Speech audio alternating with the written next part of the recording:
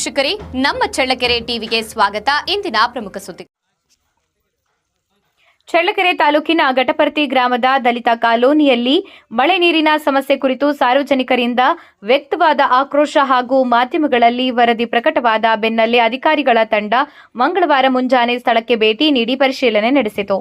ಭಾನುವಾರ ಸಂಜೆ ಸುರಿದ ಭಾರೀ ಮಳೆಯಿಂದ ದಲಿತ ಕಾಲೋನಿಗಳಲ್ಲಿ ಮಳೆ ನೀರು ಮನೆಗಳಿಗೆ ನುಗ್ಗಿ ನಿವಾಸಿಗಳು ಸಂಕಷ್ಟಕ್ಕೆ ಸಿಲುಕಿದ್ದು, ಚರಂಡಿ ಹಾಗೂ ರಾಜಕಾಲುವೆಗಳ ಮೇಲಿನ ಅಕ್ರಮ ಒತ್ತುವರಿಯಿಂದ ನೀರು ಸರಾಗವಾಗಿ ಹರಿಯದೆ ರಸ್ತೆಯಲ್ಲೇ ನಿಂತು ಹಲವು ಮನೆಗಳಿಗೆ ಪ್ರವೇಶಿಸಿತ್ತು. ಇದರಿಂದ ಮನೆಗಳಲ್ಲಿ ಸಂಗ್ರಹವಾಗಿದ್ದ ಆಹಾರ ಪದಾರ್ಥಗಳು ಹಾಗೂ ಗೃಹೋಪಯೋಗಿ ವಸ್ತುಗಳಿಗೆ ಹಾನಿಯಾಗಿತ್ತು. ಈ ಸಮಸ್ಯೆ ಕುರಿತು ಮಾಧ್ಯಮಗಳಲ್ಲಿ ವರದಿ ಪ್ರಕಟವಾದ ಬೆನ್ನಲ್ಲೇ ಮಂಗಳವಾರ ತಾಲೂಕು ಪಂಚಾಯಿತಿ ಕಾರ್ಯನಿರ್ವಾಹಕ ಅಧಿಕಾರಿ ಪ್ರಮೋದ್ ಹಾಗೂ ಗ್ರಾಮ ಪಂಚಾಯಿತಿ ಅಭಿವೃದ್ಧಿ ಅಧಿಕಾರಿ ಸಂಪತ್ ಕುಮಾರ್ ನೇತೃತ್ವದ ತಂಡ ಸ್ಥಳಕ್ಕೆ ಭೇಟಿ ನೀಡಿ ಪರಿಶೀಲನೆ ನಡೆಸಿತು. ತಂಡವು ಮಳೆ ನೀರು ನುಗ್ಗಿರುವ ಮನೆಗಳು, ನೀರು ಹರಿಯುವ ಮಾರ್ಗಗಳು ಹಾಗೂ ರಾಜಕಾಲುವೆಯ ಸ್ಥಿತಿಗತಿಗಳನ್ನು ಪರಿಶೀಲಿಸಿ ಅಗತ್ಯ ಮಾಹಿತಿಯನ್ನು ಸಂಗ್ರಹಿಸಿ ವರದಿ ರೂಪಿಸಿದೆ. ಅಲ್ಲದೆ ಮಳೆ ನೀರು ಸರಾಗವಾಗಿ ಹರಿಯಲು ಅಡ್ಡಿಯಾಗಿರುವ ಸಮಸ್ಯೆಗಳ ಕುರಿತು ಸ್ಥಳೀಯರಿಂದ ಮಾಹಿತಿ ಪಡೆದುಕೊಂಡಿದ್ದಾರೆ. ಮಳೆಗಾಲ ಆರಂಭವಾಗಿರುವ ಹಿನ್ನೆಲೆಯಲ್ಲಿ ಸಮಸ್ಯೆ ಮತ್ತಷ್ಟು ಗಂಭೀರವಾಗುವ ಮುನ್ನ ಸೂಕ್ತ ಕ್ರಮ ಕೈಗೊಳ್ಳುವಂತೆ ಗ್ರಾಮಸ್ಥರು ಅಧಿಕಾರಿಗಳಿಗೆ ಮನವಿ ಮಾಡಿದ್ದಾರೆ.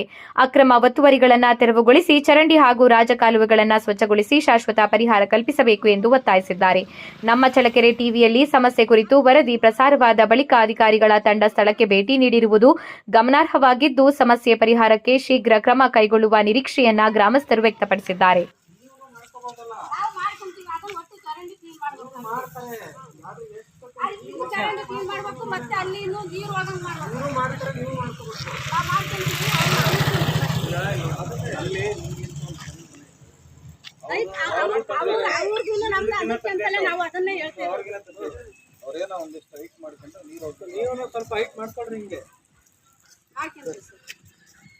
ಈಗ ಇದನ್ನ ಕ್ಲೀನ್ ಮಾಡ್ತಾರೆ, ನೀವು ಹೈಟ್ ಮಾಡ್ಕೊಳ್ರಿ.